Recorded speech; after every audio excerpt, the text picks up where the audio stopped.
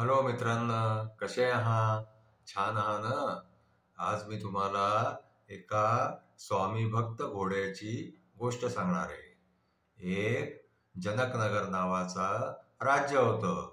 त्या राज्यामध्ये विक्रमसिंग नावाचा राजा होता. एक दिवस काय झालं की तो विक्रमसिंग आपल्या सैनिकांबरोबर जे आहे तो जवळच्या जंगलामध्ये शिकार करायला गेला. त्याचे सैनिक त्याच्या पुढे पुढे जाऊन राहिले होते. काही सैनिक मागे जाऊन राहिले होते.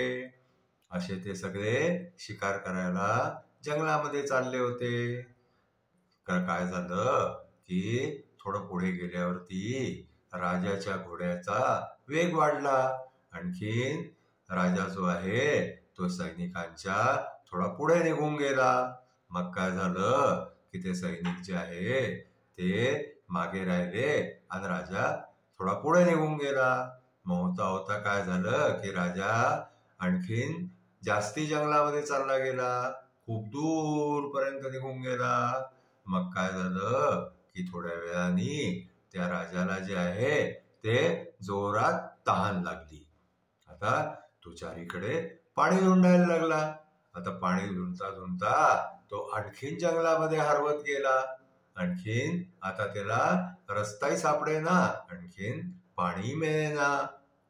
मग काय झालं की त्या राजाने इकडे तिकडे पाहिलं तर त्याला दूर एका ठिकाणी एका झाडावरतून जे आहे ते काहीतरी थेंबांसारखं पडताना दिसलं.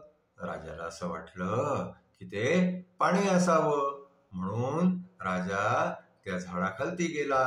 आणखीन त्यांनी ते जे पाण्याचे थेंब पडून राहिले होते ना ते त्यांनी एका भांड्यामध्ये गोळा करायला सुरुवात केली.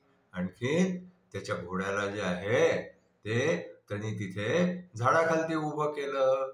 आणखीन तो ते थेंब थेंब पाणी गोळा करायला लागला. असं थोडा वेळ गेला. वेळ गेल्यानंतर त्या भांड्यामध्ये थोडं ते पाणी जे आहे ते एकत्र झालं. ते एकत्र झाल्याबरोबर जसं राजा ते पाणी प्यायला गेला तसं काय झालं माहितीये का, एकदम घोड्याने जे आहे ते राजाला धक्का दिला. आणखीन राजाच्या हातातून तो ग्लास खाली पडून गेला. राजाला खूप राग आला की अरे, मला बड्या मुश्किलाने पाणी मिळालं होतं, आणखीन या घोड्याने जे आहे ते सगळं पाणी माझ्या ग्लासातलं सांडून दिलं. राजा खूप रागवला घोड्यावरती आणि राजाला इतका राग आला की त्यांनी लगेच आपली तलवार जी आहे ती बाहेर काढली. आणखीन तो घोड्याला तलवारीने मारणार. तितक्यात काय झालं की त्या राजाचं लक्ष वरती गेलं.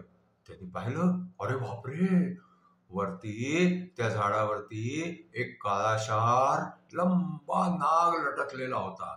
आणि त्या नागाच्या तोंडातून थेंब थेंब थेंब थेंब पाणी खालती पडून राहिलं होतं. आता ते नागाच्या तोंडातून निघालेलं पाणी असल्यामुळे ते विषारी पाणी होतं.